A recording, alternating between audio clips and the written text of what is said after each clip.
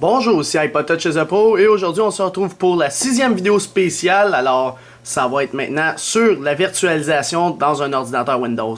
Alors pour ceux qui ne savent pas c'est quoi la virtualisation d'un ordinateur dans un ordinateur, dans le fond, vous allez pouvoir utiliser un Windows 7 par exemple dans un Windows 7. Fait que c'est comme un Windows dans un Windows. Fait que je vais vous montrer comment ça fonctionne. Vous pouvez faire ça, la virtualisation avec Linux. Malheureusement, installer Mac en virtualisation sur un Windows, c'est pas mal compliqué.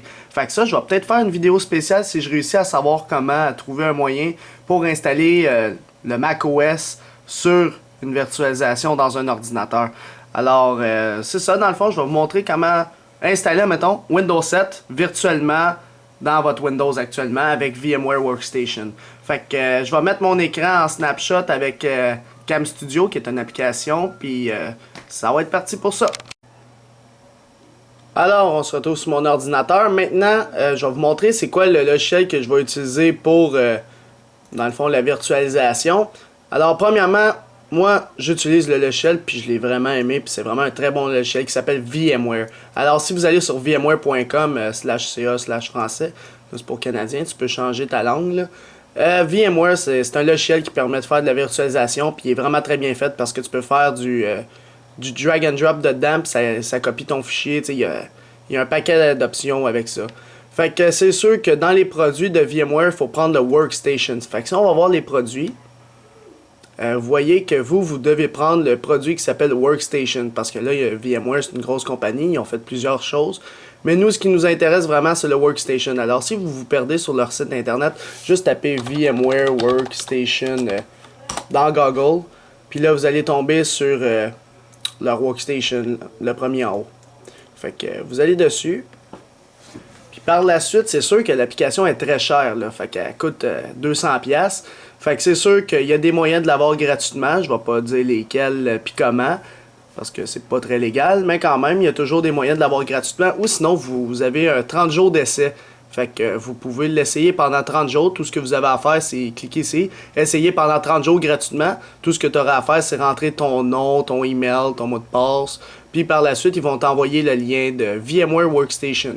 Fait que tu as juste à le télécharger, puis par la suite, tu vas l'avoir sur ton ordinateur. Fait que sinon, dans Download, tu peux downloader toujours la version d'essai, comme je vous ai dit, puis avoir le Workstation pendant 30 jours, puis le tester. Alors là, vous allez recevoir un fichier EXE qui fait à peu près 500 MB. L'application fait il est quand même assez gros. L'application fait 500 MB, fait que vous devez juste l'installer comme du monde.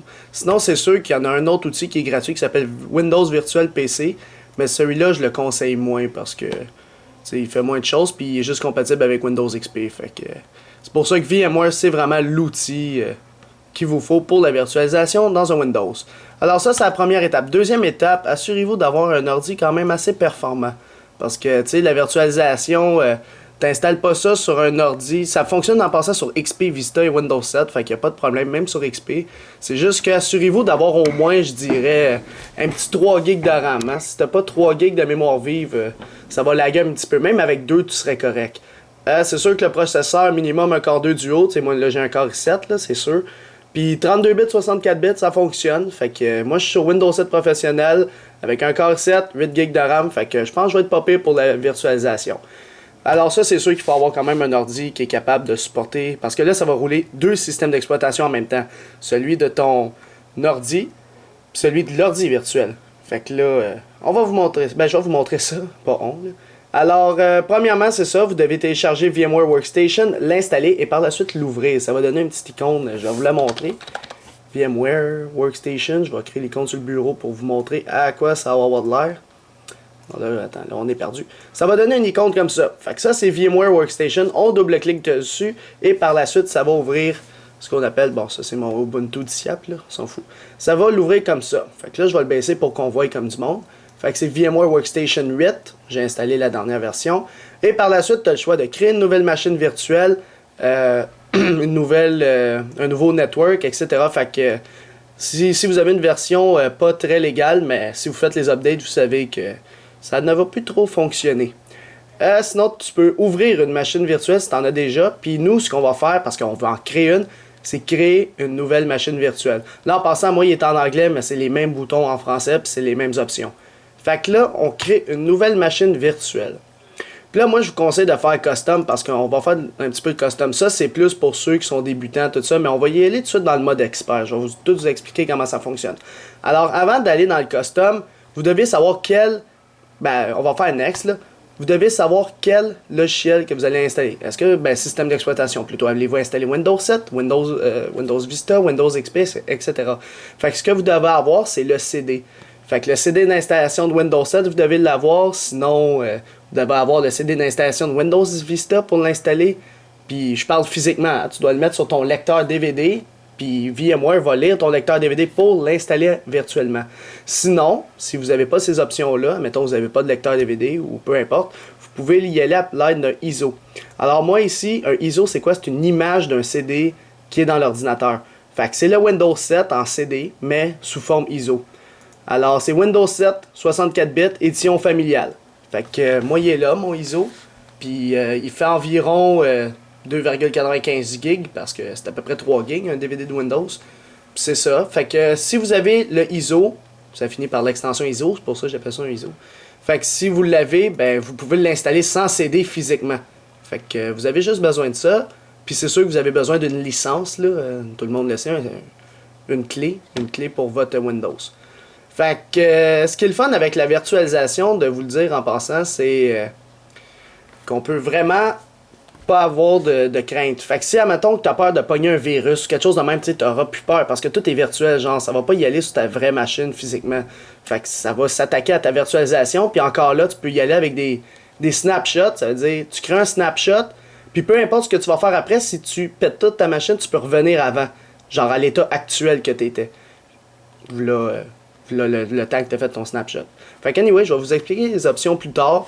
Là, on a Workstation 8.0, on va faire Next par défaut. Alors là, c'est là qu'il pose la question, bon, est-ce que tu as mis ton DVD de Windows ou de ton système Linux, n'importe quoi, physiquement? S'il dit oui, mais sur quel lecteur DVD tu l'as mis? Fait que si tu as plusieurs lecteurs, tu dis le D, le E, etc.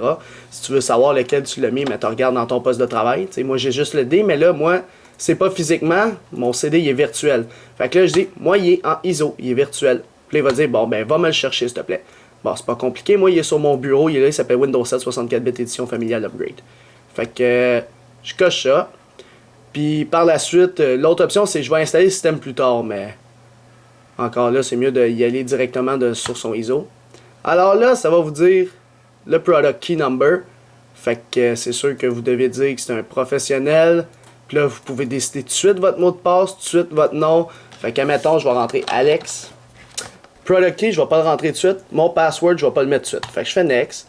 Puis là, ça va dire, tu as besoin, would you like to continue? Tu dis oui. Moi, ça me tente de continuer quand même. Le nom de ta machine virtuelle, tu décides le nom. Fait que, mettons, je vais l'appeler Alex PC Windows 7. Comme ça. Par défaut, il va se mettre dans ses users, ton nom d'utilisateur, mes documents, machine virtuelle, puis il va mettre le nom là. Si tu veux le mettre sur un disque dur externe ou quelque chose à l'extérieur de ton C, mais tu as le choix. C'est toi qui décides où tu veux l'installer. Moi, je vais faire next. Par la suite, ça, c'est le nombre de cœurs de processeur que vous voulez mettre. Fait que tu mets ton processeur, plus combien de cœurs par processeur. Fait que c'est un peu... Moi, je vous le dis, laissez ça par défaut. Moi, puisque j'ai un i7, je vais mettre un petit peu plus haut. Fait que je vais mettre 4 cœurs de processeur dans la machine virtuelle. Fait que je mets ça à 2.2. Si vous avez un Core i5, vous pouvez mettre 2.2. Mais si vous avez en bas d'un i5, comme un i3 ou un Core 2 Duo, un quad-core, mettez 1.1, ça va être aussi vite. On va faire next. Ça, par la suite, c'est le nombre de mémoire vive que vous pouvez mettre dans votre machine virtuelle. Alors là, moi, tantôt, j'avais 8 gigs. Fait que je peux aller jusqu'à 8 gigs maximum. Mais ça donne rien de faire ça parce que si tu utilises les 8 gigs, ben, ton ordi va juste plus fonctionner parce que... C'est pour ça qu'il dit que le maximum que tu peux aller en recommandation, c'est 6 gigs. Parce que tu as 8 gigs au total, puis garde-en 2 au moins pour ta machine, ta vraie machine, tu sais. Fait que c'est pour ça qu'ils veulent pas que tu ailles plus haut que 8. Puis 6 non plus. Le 6, c'est la recommandation maximum.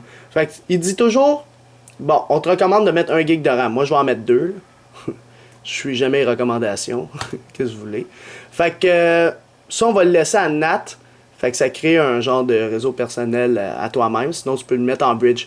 Prenez juste un des deux premiers. Moi, je prends le NAT par défaut. L'Internet va marcher. Fait qu'on va faire Next. Si on le laisse par défaut, on fait Next. Là, bien sûr, il faut avoir un disque dur. Fait que si on s'en va dans votre poste de travail, Vous avez un disque dur. Moi, j'ai un total de 32 gigs de libre en ce moment sur 111. Parce que j'ai un SSD. Si vous avez vu ma vidéo spéciale sur mon setup, vous avez vu que j'ai un SSD. Fait que là, il me reste 32 gigs de libre, puis je l'installe sur mon C. Fait que là, on va créer un nouveau disque virtuel. Fait que ça crée un disque dur en SCSI. T'sais, on va pas le mettre en IDE. Puis là, par la suite, tu dis combien de gigs tu veux mettre sur ton disque dur. Bon, puisque je n'ai 32, je vais en mettre 20. Mais l'affaire qui est cool, c'est que ça va pas prendre les 20, à moins que tu coches cette case-là.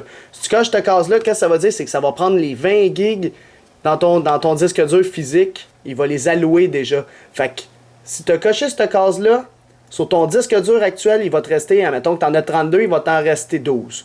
Fait que tu auras perdu tout de suite tes 20 gigs. Tandis que si tu décoches cette case-là, c'est au fur et à mesure que tu mets du stock dans ta machine virtuelle, ça l'augmente. Fait qu'au fur et à mesure, fait que c'est ça qui est cool. Fait que vous n'avez pas à cocher cette case-là. Ça va prendre quoi? 4 gigs peut-être? Ça, c'est le système d'exploitation qui va s'installer. Fait que ton fichier de disque dur, il va faire 4 gigs au lieu de 20. Mais tu peux mettre jusqu'à 20 gigs dans cette machine virtuelle-là. En tout cas, si vous êtes mêlé, cochez pas cette case-là, puis mettez le nombre de gigs que vous voulez comme disque dur. Puis là, vous avez juste à faire next. Suivant, c'est-à-dire. Là, il dit, bon, comment tu veux l'appeler ton disque dur? Ça, je m'en fous.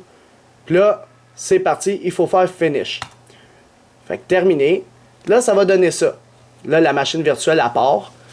Puis là, c'est là qu'on va regarder comment ça marche. C'est quand même cool. Fait que là, je sais que ça fait fitter ça dans l'écran, mais là, c'est un peu dur à faire fitter ça. Fait que je vais le mettre à peu près dans le milieu.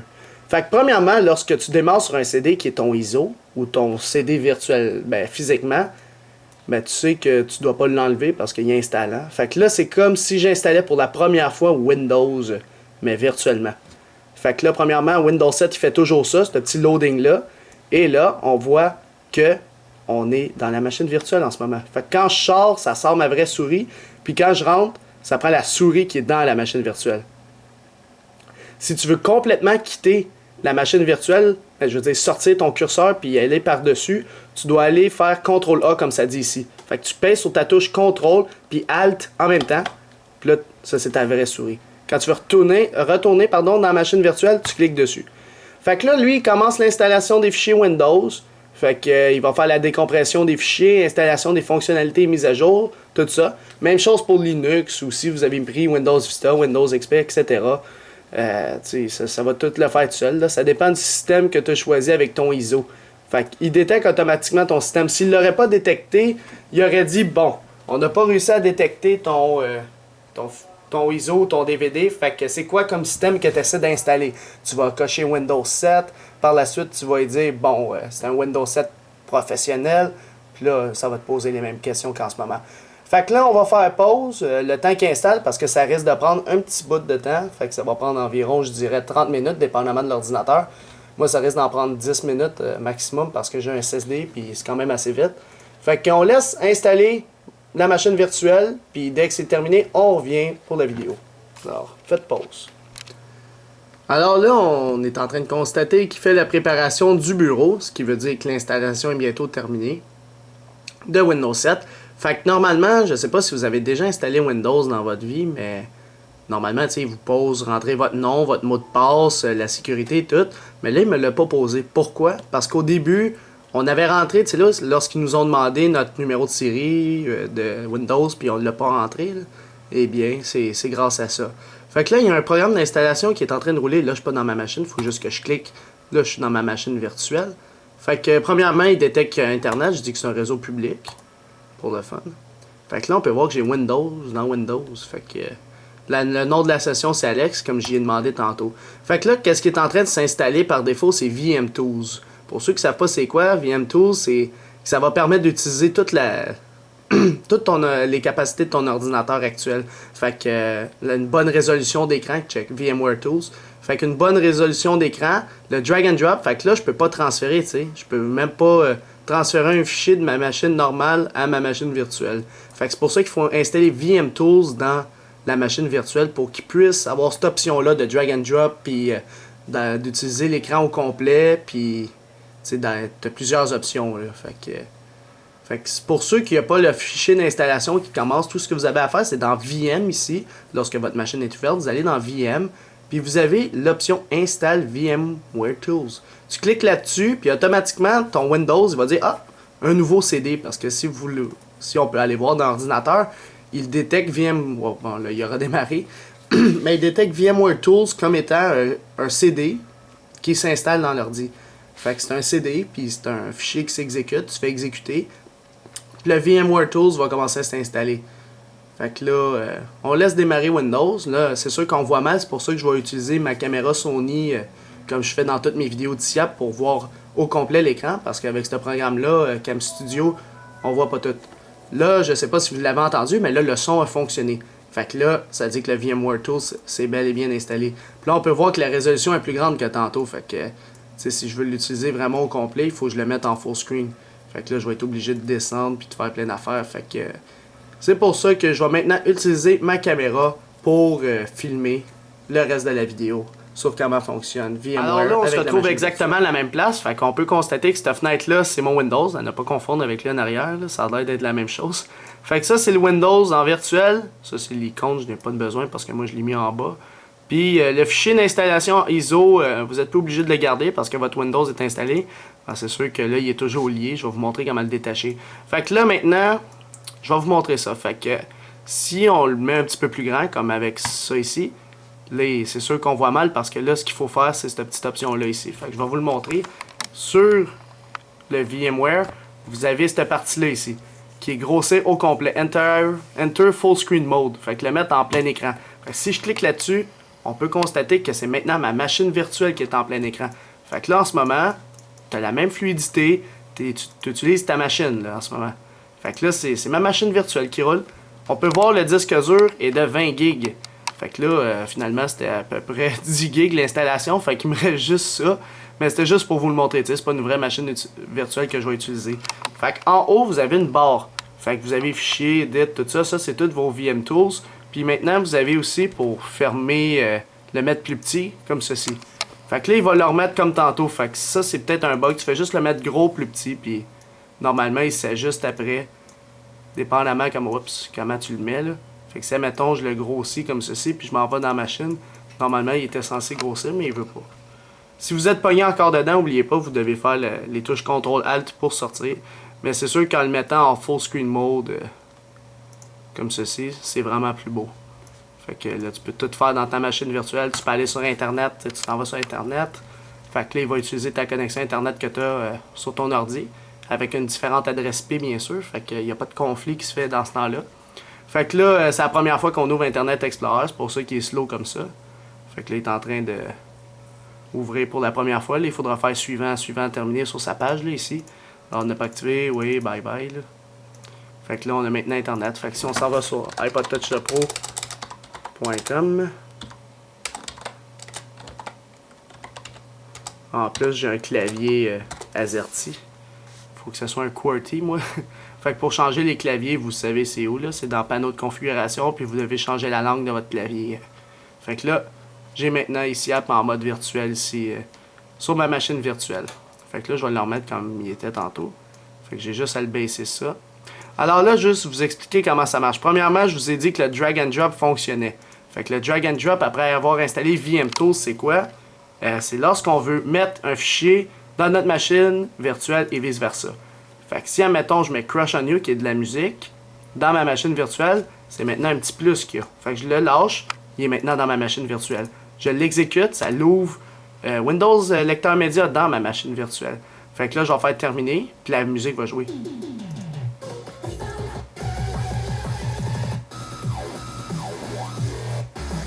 Fait que là, c'est le son de ma machine virtuelle en ce moment, mais il sort par mes speakers. Parce que toutes ces petites affaires-là, c'est tout ce qui fonctionne. Fait que ton disque dur, ton lecteur CD, tout est détecté par ta machine. Même ton imprimante est détectée par ta machine virtuelle. Ton son, ta webcam, si t'en as une, tes USB. Fait que si, admettons, je vais mettre, je vais dire ma clé USB. Je sais pas si j'ai une clé USB en ce moment, ouais. Je vais en avoir une à quelque part. Ouais, j'en ai une. Fait que si je branche, admettons, une clé USB dans mon ordinateur. Fait que là, il y a même l'ordi virtuel qui devrait la détecter si on l'a mis à on normalement. Fait que là, on va attendre. Là. Ça va être pas trop long. Fait que là, il installe. Et voilà, on peut voir qu'il fait l'installation. de votre périphérique et il va maintenant détecter la petite clé USB. Il faut juste attendre un peu. Attends qu'elle détecte. Si je la redébranche puis je la remets, c'est pas trop une bonne clé USB non plus.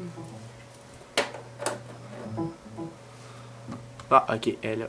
Fait que là, ma clé USB est maintenant là. Puis je peux même transférer le fichier, mettons, dans ma clé USB. Fait que là, il est en train de la copier dans ma clé, qui est physique.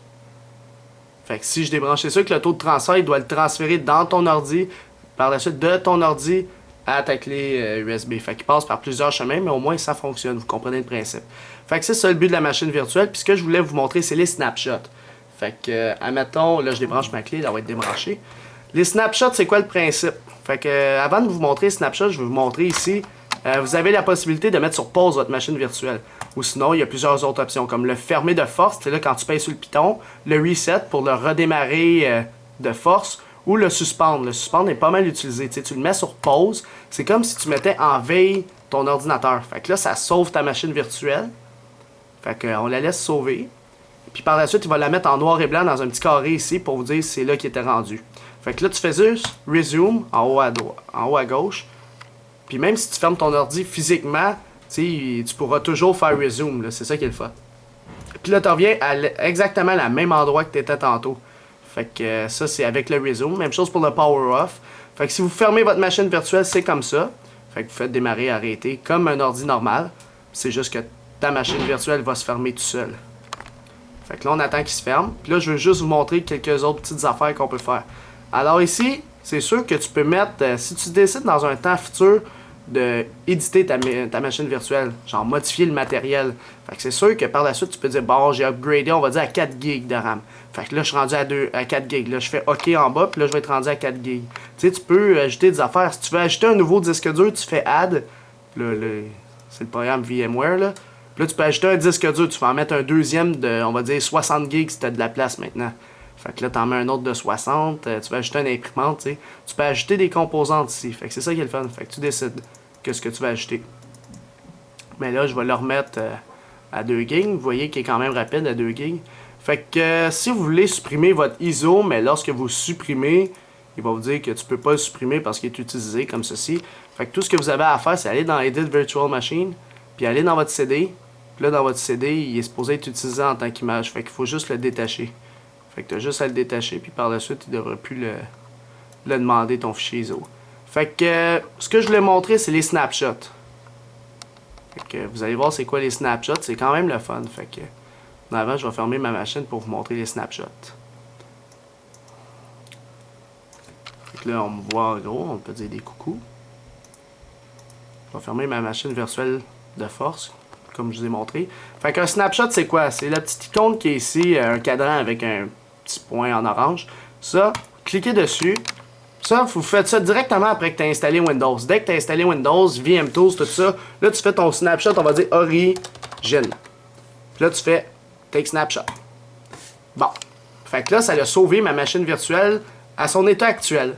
Fait que toutes les prochaines modifications que je vais faire, ça dérange pas parce que si je pète de quoi ou il y a quoi qui marche plus dans ma machine virtuelle, eh bien, je peux toujours revenir à ce mode-là. Le mode qui était avant en snapshot. Fait que je vais vous montrer ça. Je vais faire des modifications. Je vais faire n'importe quoi. Puis on va voir qu'on peut revenir à l'origine.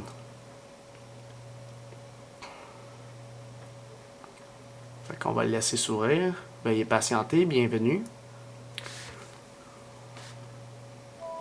Fait que là, mettons, je vais copier, on va dire, 1000 fois la toune. Je vais la copier dans Documents. Je vais la copier, remplacer. Je vais la copier dans mes images. Je vais la copier dans Vidéo, dans Musique. Là, lui, je le renomme par, on va dire, ça. Puis là, je fais continuer. Puis là, ça, c'est rendu mon nouveau disque dur. Tu sais, je suis tout en train de fucker, là. Fait que là, je mets la corbeille là. L'heure, ça va être rendu, on va dire, je sais pas moi, il va être rendu 20 heures, comme ceci. Lui, je le mets à la fin, même pas lui, je l'enlève, etc. Fait que là, j'ai fait plein de modifications. Fait que là, je ferme ma machine, puis je la réouvre, tu sais. Elle va être comme elle est. Fait que si on redémarre, je vais vous montrer. Fait que là, j'ai fait redémarrer. En passant, quand vous redémarrez à partir de la machine virtuelle, elle va vraiment redémarrer. Elle va redémarrer VMware, puis elle va partir de ta machine.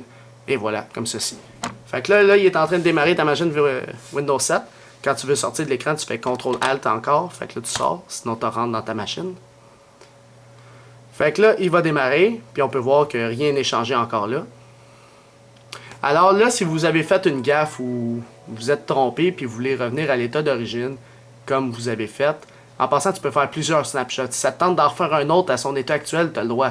Tu en fais le nombre que tu veux, puis après, tu peux les supprimer. Fait que là, en haut, si tu veux revenir à son état avant, parce que tu l'aimes pas en ce moment, tu as ça ici. Alors, Revert to Virtual Machine, c'est la deuxième icône à droite. Quand tu cliques dessus, là, ils vont vous dire, bon, on a juste détecté un. Est-ce que tu veux le mettre à ce que tu as appelé origine? Tu dis oui, par exemple. Fait que là, boum, il se remet à origine. Fait que là, normalement, si on s'en va le voir, Manage, dans la troisième icône, on peut voir que je suis ici, puis tu as origine. Fait que si tu dis, je vais aller à origine, tu vas à Go To. Fait que je m'en vais à origine. Puis là, il veut dire, veux-tu vraiment aller à origine? Tu fais oui. Puis ce qui est le fun, c'est que l'état qui était avant que tu retournes à l'origine, il est toujours enregistré, cet état-là. Fait que tu peux bouger dépendamment des snapshots que tu as pris. Je sais pas si vous avez constaté tantôt, mais il y avait la même image à l'origine, à cause que je l'avais fermé de force. Fait que là, on va voir si tout a changé. Fait que là, je vous ai parlé de ce qu'on peut dire les 1/10 de VMware. Tu as plusieurs options, tu en as tellement là, qu'il y en a. Tu sais, tu peux partir 4 machines virtuelles en même temps. C'est sûr que j'espère que tu as beaucoup de mémoire vive pour faire ça, là. Mais tu sais, tu peux faire 4 machines virtuelles. Alors, tantôt, il était vraiment comme ça. Il y avait juste un Crush on You. J'avais pas. La date est revenue comme elle était. Dans l'ordinateur, mon disque dur s'appelle comme avant. Puis je l'ai pas 1000 fois dans chaque de mes dossiers. Fait que c'est ça le but des snapshots. Mais encore là, il y a plein d'options que tu peux avoir avec VMware Tools. VMware Workstation. Fait que c'est sûr que si vous avez le 30 jours d'essai, c'est plate. Après, il faut vraiment l'acheter ou sinon l'avoir par un ami ou par un inconnu sur Internet. Fait que c'est pas mal tout pour la vidéo spéciale de cette semaine. Désolé d'avoir eu un petit retard parce que là, je fais ma vidéo spéciale sur les LED. Fait que non les LED en termes de personnes, mais je parle des LED LED, là, des lumières. Fait que ça va être quand même une bonne vidéo, comment mettre des LED dans un auto, puis comment changer les couleurs, tout ça, puis la soudure, comment les démonter, les remonter, brancher tout ça dans du 12 volts, etc. Tu sais, j'explique tout vraiment comment ça marche. Fait que c'est pour ça que j'aime mieux prendre mon temps de la faire, puis après je vais sûrement faire d'autres vidéos. Je sais qu'il y a du monde qui voulait que je fasse une vidéo sur comment partager mon disque dur, un disque dur externe, admettons, dans le réseau à la maison pour que tout le monde y ait accès à ce disque dur-là. Fait que ça, c'est quand même aussi pertinent. Je pourrais faire une vidéo. Mais dites-moi ce que vous pensez. C'est vous qui décidez les vidéos spéciales que je fais. C'est grâce à vous que j'ai des idées pour faire des vidéos. Fait que juste dans les commentaires ci-dessous, vous pouvez me recommander des affaires. Dites j'aime sur la vidéo si vous l'avez aimé. C'est toute la quête là. Fait que aidez-moi à choisir quelle vidéo spéciale que je pourrais faire par la suite. Puis on se revient là-dessus, fait que j'oublie pas toujours la vidéo sur comment monter un ordinateur de A à Z, bien sûr. Alors, c'était pas mal tout pour cette vidéo sur la virtualisation. Alors, c'est ça, c'était iPodTouch Repo, alias Alex. Merci. Visitez mon site internet www.ipodtouchrepo.com et aussi abonnez-vous à ma chaîne YouTube en cliquant sur s'abonner. Vous pouvez aussi aimer la page Facebook iPodTouch Repo et nous suivre sur Twitter pour rester actualisé dans le monde de Jailbreak. Ou même, aussi vous pouvez me suivre personnellement via mon compte Twitter et ou Facebook personnel à droite de l'écran. Alors c'est ça, c'était iPodTouch Pro, merci.